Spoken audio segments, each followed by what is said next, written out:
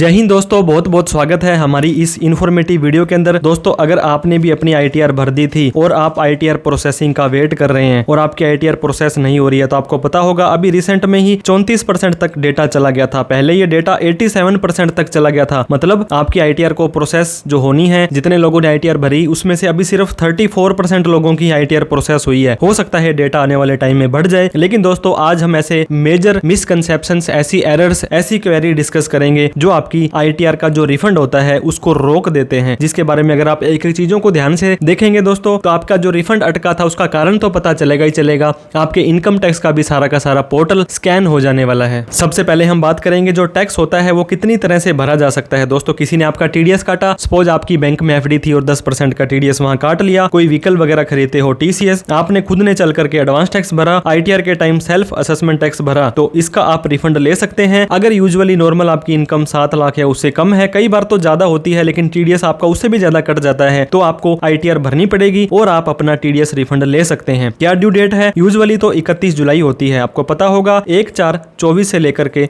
31/3/25 की आईटीआर को 31 जुलाई तक भरना था, लेकिन सरकार ने बहुत लेट कर दिया इस बार। तो इस बार इस आईटीआर की ड्यू डेट को 15 सितंबर कर दिया है। 15 सितंबर तक भी नहीं भर पाते हो तो 31 दिसंबर तक आप भर सकते हैं। इसके बाद भी आईटीआर यू यानी कि अपडेटेड आईटीआर भर तो पाएंगे, लेकिन उसमें आप अपना रिफंड नहीं ले पाएंगे। मैंने आपको बताया दोस्तों, आपका पोर्टल स्कैन हो जाने वाला है। जो जो चीजें हम डिस्कस करेंगे, मतलब उसके अंदर आप सारी की सारी चीजों को फॉलो कर लेते हैं, तो इन फ्यूचर में आपको इनकम टैक्स से कोई प्रॉब्लम इन फ्यूचर में भी नहीं आने वालेगी। After doing all this steps या चेकिंग्स आप करेंगे, आपका इनकम टैक्स का पोर्टल और आपका पैन कार्ड एक तरह से गंगा नहा लेगा दोस्तों, स्कैन हो जाएगा और फ्यूचर में आपको कोई भी प्रॉब्लम नहीं आने वाली है। सबसे पहले और सबसे इंपॉर्टेंट काम दोस्तों, आप बिजनेस कर रहे हैं, बिजनेस के अंदर क्या होता है, आईटीआर 3 या 4 का ही फॉर्म जाता है। आप शेयर मार्केट में आपके कोई ऑनलाइन ट्रांजेक्शन्स बोल रही है, क्रिप्टो करेंसी गेमिंग बोल रही है, आईटीआर 2 का फॉर्म जाता है। आपने आईटीआर 1 का फॉर्म भर दिया तो आप फंडामेंटली यहीं पर ही गलत हो गए। तो एक बार आप इसको जरूर चेक कर लें, आपने अपनी आईटीआर का कौन सा फॉर्म भरा है। आईटीआर 1 से लेकर के 7 तक होते हैं। 5, 6 और 7 ये ट्रस्ट कंपनीज वगैरह के लिए होते हैं, आपके काम के नहीं है। आपको तो सैलरी के लिए, यहाँ पे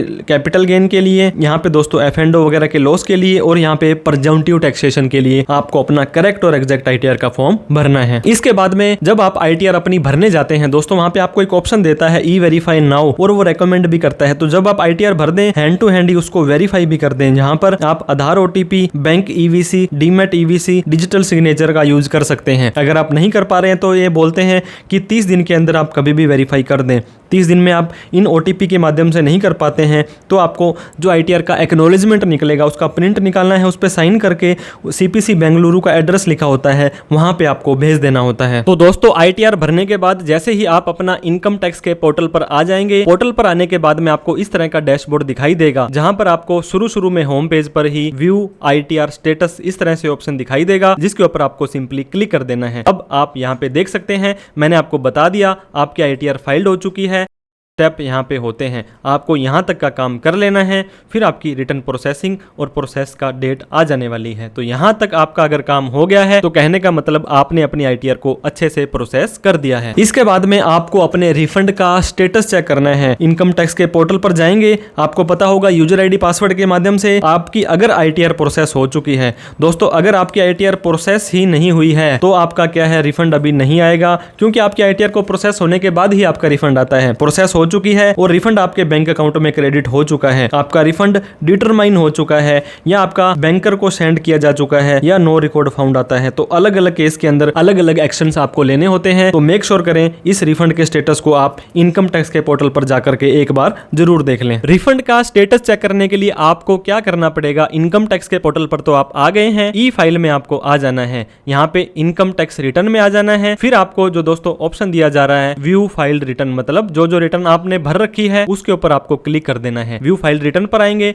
तो अलग अलग साल की कौन कौन सी रिटर्न आप ये देख सकते हैं। 4 रिटर्न आज तक आपने भरी है। हम बात कर रहे हैं असेसमेंट ईयर 25-26 की। यहाँ पर आपका करंट स्टेटस आ जाएगा, यहाँ पे लिखा आ रहा है refund credited to your bank account. अब कौन से बैंक अकाउंट में आया है, कब आया है, ये सारी की सारी चीजें चेक करने के लिए आपको क्या करना पड़ेगा, यहाँ पे व्यू डिटेल का ऑप्शन आपको दिखाई दे रहा है। इस व्यू डिटेल के ऊपर आपको क्या करना है, क्लिक कर देना है। जैसे ही क्लिक करेंगे अब आपको फिर से यहाँ पे दिखा देगा कि ECS ऑनलाइन आया है, इतने रुपए का आया है और इस तारीख को आया है। आपको फिर भी तसल्ली नहीं है दोस्तों, तो रिफंड स्टेटस में आपको यहाँ पे आ जाना है। जैसे ही रिफंड स्टेटस में आएंगे तो अब आपका पैन कार्ड ऑटोमेटिक आ गया। कौन से साल का रिफंड देखना है, 25-26 का देखना है, सबमिट बटन पर आपको क्लिक कर देना है। ऐसा बड़ा सारा मैसेज आपके लिए आ गया तो बहुत ही अच्छी बात है। Your refund has been processed by the refund banker SBI। Income tax वालों का बैंक SBI है, इस तारीख को कर दिया है। तो आप क्या करेंगे दोस्तों, आपको आपके अकाउंट नंबर के लास्ट के 4 डिजिट भी यहाँ पे दिए जा रहे हैं। इस 4 डिजिट में इस तारीख को आपके बैंक अकाउंट में देख लें। नहीं है आ रहा है दोस्तों तो UTR नंबर आपको दिया है, ये लेकर के जाएं बैंक में, उनको बताएं कि मेरा रिफंड आपने अपने बैंक अकाउंट में क्यों नहीं आया। यहाँ पे लिखा भी है contact your bank branch referring, ये UTR नंबर लेकर के जाएं। इस तरह से आप अपना रिफंड यहाँ पे चेक कर सकते हैं। कई बार क्या होगा, अभी यहाँ पे आपका रिफंड डिटरमाइन हुआ है, मतलब अभी आपका रिटर्न फाइनल तो हो गया है लेकिन बैंकर के पास शेयर करना है। कई बार होता है बैंकर को शेयर कर दिया है, तो 2-3 यहाँ पे आपको अलग अलग यहाँ पे जो स्टेटस है दिखा सकते हैं, लेकिन आप अपने रिफंड का स्टेटस यहाँ से चेक कर सकते हैं। अगर आपकी ITR प्रोसेस हो चुकी है तो आपको एक नोटिस आता है जिसे कि इंटीमेशन अंडर सेक्शन 143(1) बोलते हैं। अगर आपको इस इंटीमेशन को ईमेल आईडी पर भी आ जाएगा, आपकी ईमेल आईडी दी हुई है, और ये मोबाइल पर टेक्स्ट मैसेज पर भी आपको नोटिफिकेशन दे देते हैं। यहाँ पर नहीं पता लगता है तो इनकम टैक्स के पोर्टल पर जाएं, ये आपको दोस्तों 3 कलर में दिखाई देता है। अगर आपने रिफंड मांगा था और ग्रीन कलर में आ गया तो बहुत बहुत बधाई हो, आपका रिफंड इशू हो चुका है। ब्लू कलर में आया है, ना तो रिफंड है ना डिमांड है, और रेड कलर में आया है, खतरे का निशान है, मतलब आपको कोई सरकार ने कोई डिमांड निकाल दी है, आपने गलत ITR भर दी थी। इंटीमेशन चेक करने के लिए आपको इनकम टैक्स के पोर्टल पर आ जाना है, E file income tax return view file return पर आ जाना है। जिस साल का इंटीमेशन चेक करना है, यहाँ पे आप देख सकते हैं असेसमेंट ईयर 25-26 आपका ऑटोमेटिक आ रहा है, इसी साल की हमने ITR भरी थी। यहाँ पे आपको देखिए दोस्तों डाउनलोड इंटीमेशन ऑर्डर, इसके ऊपर आपको PDF की फाइल डाउनलोड हो जाएगी। जैसे ही इस पे क्लिक करेंगे आपकी फाइल एक PDF की डाउनलोड हो जाएगी, इसको आप ओके कर देंगे। मैंने आपको 3 कलर बताए थे दोस्तों। यहाँ पे आपको पासवर्ड पूछा जाएगा, 10 अक्षर का पैन नंबर और आपका 8 अक्षर की डेट ऑफ बर्थ लगातार कंटिन्यू आपको यहाँ पे डाल देने हैं। जैसे ही हम हमारा पासवर्ड डालने के बाद सबमिट बटन पर क्लिक करेंगे, आपको हिंदी और इंग्लिश दोनों ही लैंग्वेज में यहाँ पे दिखा देगा। और यहाँ पे देखिए दोस्तों 143(1) ग्रीन कलर में आया है, मतलब आपकी खुशखबरी लेकर के आया है। रेड में आ जाएगा तो आपकी डिमांड आ जाएगी, ब्लू में आ जाएगा तो ना डिमांड है ना आपकी रिफंड है। जैसे ही आप नीचे आएंगे, इंग्लिश वाले में भी आ जाएं, आप यहाँ पे देख सकते हैं दोस्तों 8407 रुपए, जिसको राउंड फिगर में 8410 रुपए आपने मांगे थे, लेकिन इन्होंने आपको 8575 रुपए दिए हैं। कहने का मतलब है आपको थोड़ा सा पैसा एक्स्ट्रा मिला है। ये इंटरेस्ट आपको मिला है सेक्शन 244A के अंदर, मतलब अगर आपको लेट दिया है तो ये ब्याज भी देते हैं। तो इस तरह का इंटीमेशन भी आपको एक बार चेक कर लेना है। इस इंटीमेशन में दोस्तों 2 लाइनें होती हैं। जैसे आप ऊपर आएंगे तो आपने क्या इनकम मानी है, आपने ये देखिए as provided by tax payer, आपने ITR में क्या भरा और CPC ने 143(1) में क्या, ये आपका सेम होगा तो आपके लिए दिक्कतों की सामना नहीं करना पड़ेगा। इस तरह से आप अपना इंटीमेशन भी चेक कर सकते हैं। इंटीमेशन चेक करने के बाद में आपको पेंडिंग एक्शन के अंदर आ जाना है। पेंडिंग एक्शन के अंदर वर्क लिस्ट में आएंगे, आपके लिए कोई एक्शन तो नहीं है वहां पे, यस या नो कन्फर्मेशन तो नहीं करनी है। डिडक्शंस और एग्जम्पशंस कई बार आप फॉर्म 16 से ज्यादा ले लेते हैं, तो आपसे ये पूछा जाता है कि इसको कन्फर्म करो क्या आपने सच में डिडक्शन या एग्जम्पशंस ली थी, तो आपको पेंडिंग एक्शन में जाकर के वर्क लिस्ट में भी एक बार चेक कर लेना है। पेंडिंग एक्शन को चेक करने के लिए आपको क्या करना पड़ेगा, यहाँ पर ये देख सकते हैं ऊपर पेंडिंग ऑप्शन आ रहा है आपका। पेंडिंग एक्शन पर क्लिक करेंगे, फिर आपको पहला ही वर्क लिस्ट आ रहा है, जहां पर कई बार आपको यस नो करना पड़ जाता है। वर्क लिस्ट पर आएंगे, वर्क लिस्ट पर आने के बाद आपके 2 यहाँ पे ऑप्शन आपको दिए जाएंगे। फॉर योर एक्शन, आपको कुछ करना है तो यहाँ पे आ जाएगा यस करें, नो करें, कोई डिटेल सबमिट करें, और आपने ऑलरेडी कर दी है तो फॉर योर इन्फॉर्मेशन में यहाँ पे आपकी वो डिटेल आ जाएगी। तो कोशिश करें यहाँ पर भी आपका कोई डेटा ना शो कर रहा हो। जैसे ही वर्क लिस्ट में आप चेक कर लेंगे, इसके बाद में दोस्तों बहुत बार आपकी ITR डिफेक्टिव हो जाती है। मैंने शुरू में बताया था ITR 1, 2, 3, 4 का फॉर्म आपको भरना होता है। प्रॉपर आपकी ITR नहीं भरी है, आपको 139(9) का नोटिस आ सकता है, जिसको आपको 15 दिनों में वहां पे बताएंगे कि आपने ये कमी छोड़ दी ITR में, और उसका सोल्यूशन भी बताएंगे। अब आप ऐसे कर ले, मान लीजिए आपने गलती से ITR 1 भर दी तो वो बोलेंगे ITR 2 भर दो, नहीं तो ये माना जाएगा कि आपने अपनी ITR भरी ही नहीं है। तो डिफेक्टिव के केस में जरूर ध्यान दें दोस्तों, आपको 15 दिन के अंदर अंदर उस डिफेक्टिव नोटिस का रिप्लाई दे देना है। इसको भी आप जाकर के पोर्टल पर देख सकते हैं। क्या आपने जो अपनी ITR भरी थी वो डिफेक्टिव तो नहीं हो गई है, ये कैसे चेक करेंगे, इसके लिए भी आपको पेंडिंग एक्शन में आ जाना है। यहाँ पे आने के बाद में आप यहाँ पे जो ई प्रोसीडिंग ये ऑप्शन आ रहा है कि ऑनलाइन आपके ऊपर क्या प्रोसीडिंग चल रही है, इस पे आपको क्लिक कर देना है। जैसे यहाँ पे क्लिक करेंगे तो आप यहाँ पे देख सकते हैं, मैंने आपको बताया था 139(9) का डिफेक्टिव नोटिस आपको आ सकता है। ITR आपने ये भरी थी और आपको इस असेसमेंट ईयर का आया है। यहाँ पे जाएंगे, व्यू नोटिस ऑर्डर में जाएं, उसका रीज़न देंगे और उसका आपको रिप्लाई देना है। जैसे आप व्यू नोटिस पर जाएंगे, PDF को डाउनलोड कर सकते हैं और आप उसके अकॉर्डिंग इसका रिप्लाई दें। हम भगवान से दुआ करते हैं कोई भी डिफेक्टिव नोटिस आपका अभी तक ना आया हो। इसके बाद क्या होता है, बहुत सारे लोगों की आउटस्टैंडिंग डिमांड होती है। दोस्तों मान लीजिए इनकम टैक्स वाले आपसे 1 लाख रुपए मांग रहे हैं और आपने क्या किया, इस बार 50,000 रुपए का रिफंड मांगा है, तो सरकार आपको 50,000 रुपए देगी या नहीं देगी? बिल्कुल नहीं देगी, क्योंकि वो 1 लाख रुपए तो ऑलरेडी आपसे मांग रहे हैं, वो उसमें से एडजस्ट कर लेंगे, हमें 50,000 रुपए अब और दे देना। तो ई प्रोसीडिंग में जाएं, रिस्पॉन्स टू आउटस्टैंडिंग में जाएं, क्योंकि आपका रिफंड है उस डिमांड से एडजस्ट कर लिया जाता है। तो पिछले कोई भी सालों का अगर आपने कोई डिमांड आपकी जारी हुई थी, उसको भी जाकर के इनकम टैक्स के पोर्टल पर जरूर चेक कर लें। आउटस्टैंडिंग डिमांड को चेक करने के लिए आपको क्या करना पड़ेगा, फिर से पेंडिंग एक्शन पर आ जाना है। पेंडिंग एक्शन पर क्लिक करेंगे, यहाँ पे आपको response to outstanding demand second number option आपको दिखाई दे रहा होगा, जिस पे आपको क्लिक कर देना है। दोस्तों अगर आपका यहाँ पर कोई अमाउंट दिखाई दे रहा है, साल दिखाई दे रहा है, इसका क्या मतलब हुआ कि आपका कोई पिछला हिसाब इनकम टैक्स से बकाया पड़ा है, तो आपका रिफंड जब तक नहीं आएगा, जब तक आप इस अमाउंट को क्लियर नहीं कर देंगे, आपने कोई अपील लगा रखी है या किसी भी तरह का कोई आपने दोस्तों आपकी प्रोसीडिंग चल रही है, लेकिन हम फिर से भगवान से दुआ करेंगे इस तरह का कोई भी आउटस्टैंडिंग डिमांड आपके पोर्टल पर ना शो कर रहा हो। ये शो कर रहा है तो आपका भी रिफंड आने में दिक्कत आ सकती है। बहुत बार क्या होता है दोस्तों, वर्क लिस्ट में देख लिया आपने अपनी डिमांड में देख लिया, लेकिन कंप्लायंस पोर्टल एक अलग से आपके लिए बनाया गया है, जहां पर बहुत बार आपको यस नो कन्फर्मेशन इन्फॉर्मेशन देनी होती है। तो मेक श्योर करें कि आपका कोई भी पेंडिंग एक्शन वहां पे नहीं है, ई वेरिफिकेशन के अंदर, ई कैंपेन के अंदर, क्योंकि कई बार यहां पर भी यस या नो या इनको इन्फॉर्मेशन देने के बाद ही आपकी ITR प्रोसेसिंग का काम आगे बढ़ाया जाता है। इसके अलावा एक काम और करना है दोस्तों, आपको जो कंप्लायंस पोर्टल आपको चेक करना है, आपको फिर से पेंडिंग एक्शन पर आ जाना है। यहाँ पर हमने वर्क लिस्ट चेक कर लिया कि हमारे यहाँ पे कुछ बकाया तो नहीं है। वर्क लिस्ट को चेक करने के बाद में आउटस्टैंडिंग डिमांड देख ली, ई प्रोसीडिंग में 139(9) तो नहीं है, रिपोर्टिंग हमें किसी की करनी नहीं है। हमें कंप्लायंस पोर्टल पर एक बार फिर से आ जाना है, ये नए पोर्टल पर हमें लेकर के आ जाएगा, जहां पर कई बार हमें ई वेरिफिकेशन, ई कैंपेन के अंदर कुछ डेटा देना होता है। देखिए ASTS देख लेंगे, ई कैंपेन में, ई वेरिफिकेशन में और नोटिस के अंदर, यहाँ पर भी कोई डेटा आपका नहीं बोलना चाहिए। जैसे ई कैंपेन पर क्लिक करेंगे दोस्तों, तो यहाँ पर आप देख सकते हैं ई कैंपेन की लिस्ट आ जाएगी, नो रिकॉर्ड फाउंड, मतलब बहुत ही अच्छी बात है। ई वेरिफिकेशन में आ जाएंगे, यहाँ पर आने के बाद भी आपका कोई नोटिस वगैरह यहाँ पे देखिए नो रिकॉर्ड फाउंड है। तो एक बार आप कंप्लायंस पोर्टल पर आकर के इस चीज को भी जरूर चेक कर लें। ये करने के बाद में आपको अपना बैंक अकाउंट देख लेना बहुत जरूरी है। दोस्तों आपका जो भी आपने रिफंड मांगा था वो कहाँ पे आएगा, आप ही के बैंक अकाउंट में आएगा। आपके बैंक के अंदर जो आपके पैन कार्ड में नाम है, डेट ऑफ बर्थ है, जेंडर है, वो सेम टू सेम होनी चाहिए। तो बैंक अकाउंट सारे के सारे ऐड कर लो, एक अकाउंट को कम से कम एलिजिबल फॉर रिफंड भी कर लो और नॉमिनेट फॉर रिफंड भी कर लो, तभी जाकर के आपका बैंक अकाउंट के अंदर रिफंड आने वाला है। ये लगभग सारे काम आपके ITR प्रोसेस होने के बाद ही होने वाले हैं। अब आपका जो रिफंड आना है वो कहां आएगा, आपके बैंक अकाउंट में आएगा। बैंक अकाउंट में कैसे पता लगेगा कि वैलिडेट है या नहीं है, ऊपर आपका यहाँ पे नेम आ रहा होगा, इस पे क्लिक करना है, फिर आपको माई प्रोफाइल पे क्लिक कर देना है। आपकी प्रोफाइल पर जैसे ही आप क्लिक करेंगे, यहाँ पे माई बैंक अकाउंट आ रहा होगा, इसके ऊपर आपको सिंपली क्लिक कर देना है। माई बैंक अकाउंट पे क्लिक करेंगे, आपके जितने भी बैंक अकाउंट होंगे दोस्तों वो यहाँ पे शो हो जाने वाले हैं। आप यहाँ पे देखें कितने बैंक अकाउंट ऐड किए हैं।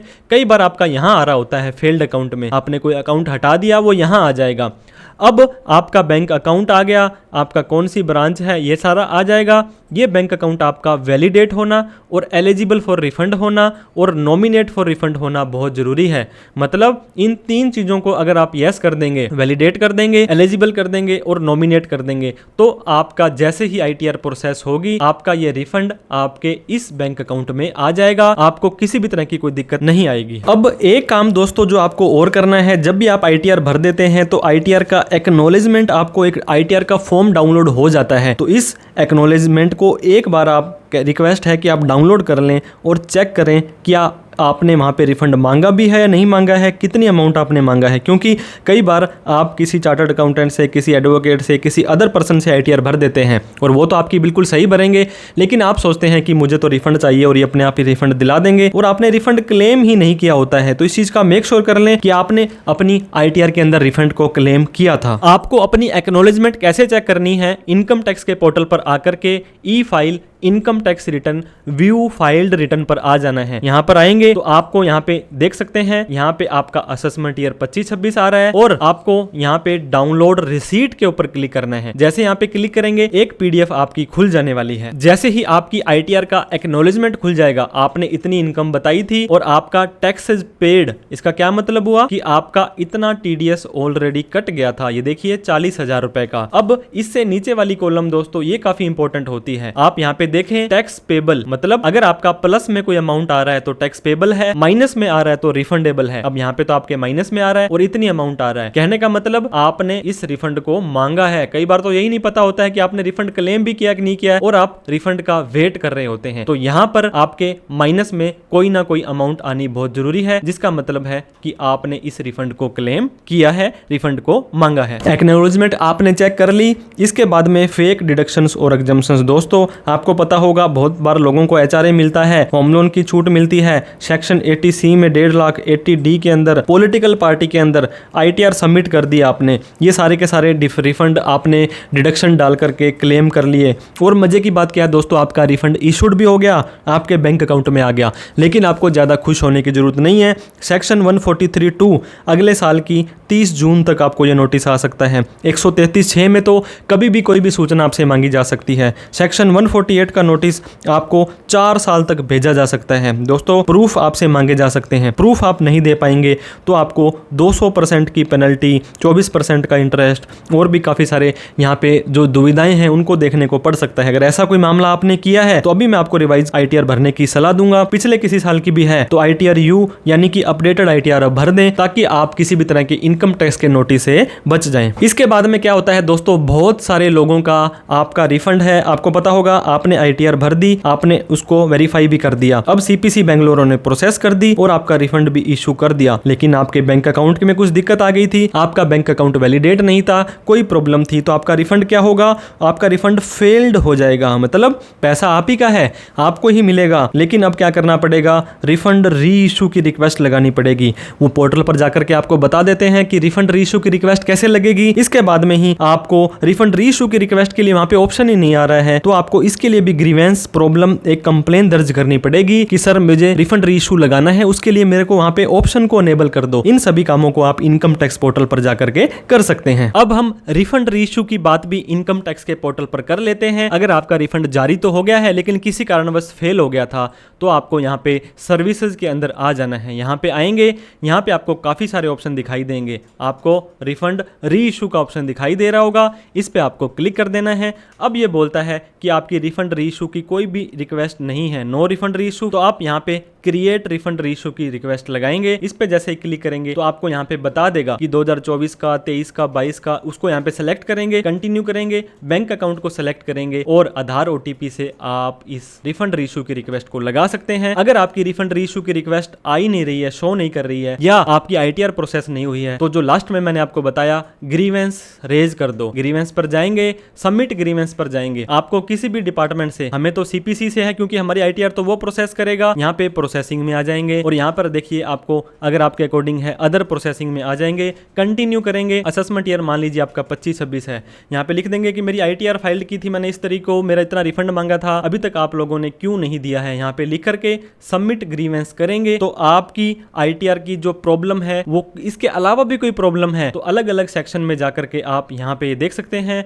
ई फाइलिंग के अंदर है, AO से प्रॉब्लम है, जो प्रॉब्लम है उसकी ग्रीवेंस आप रेज कर सकते हैं। अब last but note the list. दोस्तों मैंने आपको पहले ही बता दिया, सीपीसी बेंगलोर ने आपके आईटीआर को प्रोसेस करना है। यूजुअली आईटीआर 1 और 4 एक हफ्ते से लेकर के 1 महीने में हो जाती है। आईटीआर 2 और 3 थोड़े से बड़े फॉर्म है, 2 से 3 महीने का टाइम ये ले लेते हैं। अगर आपको विश्वास नहीं है, अगर आपको सब्र नहीं है कि मेरी आईटीआर प्रोसेस क्यों नहीं हो रही है, इनकम टैक्स के पोर्टल पर जाकर के आप ग्रीवेंस रेज कर दें। जो मैटर यहाँ पे लिखेंगे उसी मैटर को इनकम टैक्स को @income tax India को यहाँ पे टैग कर देंगे और इस मेल आईडी पर दोस्तों आप इनकम टैक्स वालों को मेल भी कर देंगे कि मेरे को मेरी आईटीआर को प्रोसेस कराना है। हालांकि इनका जो रिप्लाई आएगा वो रटा रटाया आने वाला है कि हमारे ऑटोमेटेड चेक्स होते हैं, उसके हिसाब से ही हम आईटीआर अपनी प्रोसेस करेंगे। लेकिन फिर भी आप अपनी तसल्ली के लिए ये काम भी कर सकते हैं। दोस्तों लीगल रहें, लॉयल रहें, बहुत ही मेहनत से आपके लिए वीडियो बनाते हैं। अच्छी लगी हो तो लाइक करें, अभी तक हमें सब्सक्राइब नहीं किया है तो प्लीज़ सब्सक्राइब करके हमारा हौसला बढ़ा दें।